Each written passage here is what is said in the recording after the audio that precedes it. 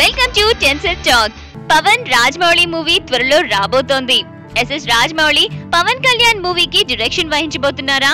ఎందుకంటే టైం వస్తే డెఫినెట్ గా రాజమౌళితో మూవీ చేస్తాను అని పవన్ కళ్యాణ్ అప్పుడెప్పుడో చెప్పారు కదా. అండ్ ఆల్రెడీ వీళ్ళిద్దరూ మూవీ తీద్దామనే టాక్స్ కూడా స్టార్ట్ అయిపోయాయి.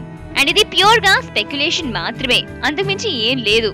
పాజిటివ్ సైడ్ చూసుకుంటే పవన్ ఎప్పుడూ ఏ డైరెక్టర్ ని తనతో మూవీ తీయమని అడగలేదు అనే సందర్భాలు రాలేదు అన్నారు. ఇక రాజమౌళితో మూవీ అంటే చెప్పనక్కర్లేదు.